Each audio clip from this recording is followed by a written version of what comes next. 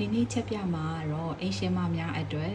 ချက်ရတာလွယ်ကူလျင်မြန်ပြီးတော့စားရတာအရသာရှိတဲ့မုံလာဦးအချင်းရင်ဟင်းလေးပဲဖြစ်ပါတယ်။ပါဝင်ပစ္စည်းလေးများကတော့မုံလာဦးခရမ်းကျင်သီးမြုပ်သီးစိမ်နနံပင်မကြီးသီးအနှစ်ပစွန်ကြောင်အမှုံနဲ့ပစွန်ကြောင်အကောင်လေးတွေဖြစ်ပါတယ်။ပါဝင်ပစ္စည်းလေးတွေကိုစပြီးတော့ပြင်ဆင်ပါမယ်။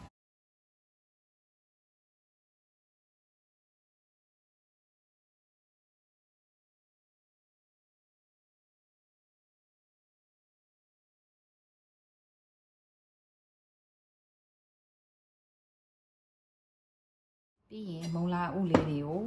စားလို့အဆင်ပြေမယ်တလုံးစာအရွယ်လေးလှီးထားပါမယ်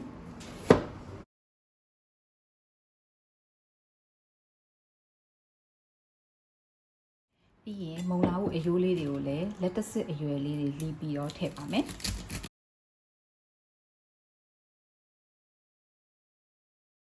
ပြီးရင်စီတက်ဖို့အတွက်ကြက်သွန်ဒီတစ်လုံးနဲ့ကြက်သွန်ဖြူ3မွှာလောက်ကိုသုံးပါမယ်ရှင်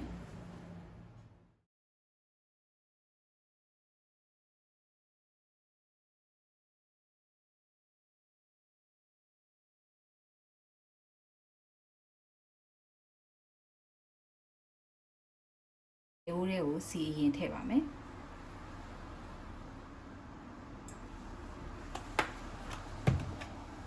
စီပူလာပြီဆိုလို့ရှိရင်စီတက်ဖို့အတွက်ကြက်သွန်နေနဲ့ကြက်သွန်ဖြူကိုထည့်ပေးပါမယ်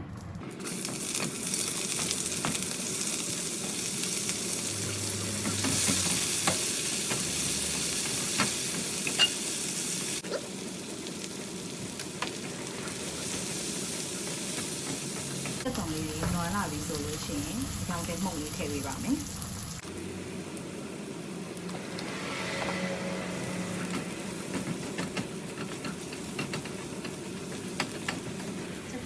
ဒီအနေလောက်ရောက်ပြီဆိုလို့ရှိရင်ပစွန်ချောင်းမှုန့်လေးထည့်ပေးပါမယ်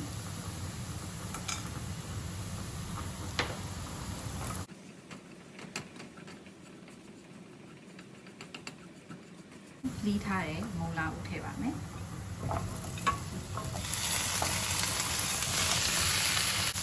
ခရမ်းကျင်လေးထည့်ပါမယ်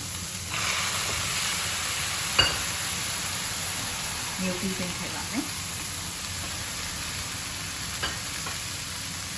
အားလုံးသမအောင်အရင်မှွေပေးပါမယ်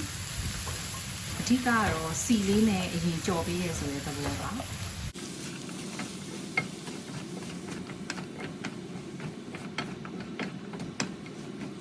စီလေးနဲ့1မိနစ်2မိနစ်လောက်လှိမ့်ပြီးပါပြီဆိုလို့ရှိရင်ရေနွေးထည့်ပါမယ်ရေနွေးကတော့မိတ်ဆွေတို့စိတ်ကြိုက်ထည့်နိုင်ပါတယ်ပြီးရင်အဖုံးအုပ်ပြီးတော့ခဏတည်ထားပါမယ်ရှင်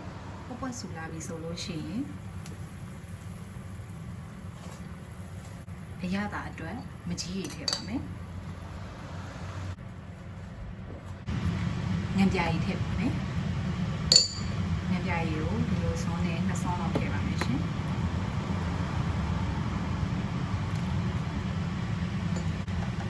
စားလေးလေးအနည်းငယ်ထည့်ပါမယ်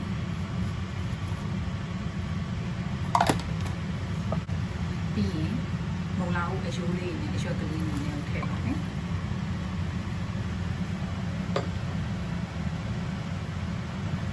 ပြီးရင်အယိုးလေးတွေနူးသွားအောင်အဖုံးပိတ်ပြီးတော့ခဏပြန်တည်ပါမယ်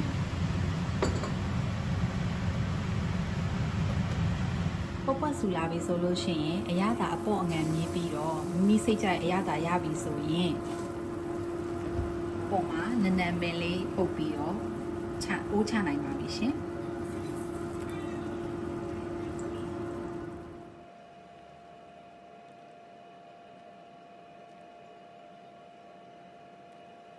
ဆိုလို့ရှိရင်တော့အရသာရှိတဲ့မုံလာဦးအချင်းဟင်းတစ်ခွက်ရရှိပါပြီရှင်နောက်ဗီဒီယိုမှာပြန်လည်ဆုံတွေ့ကြစို့နော်ဘိုင်ဘိုင်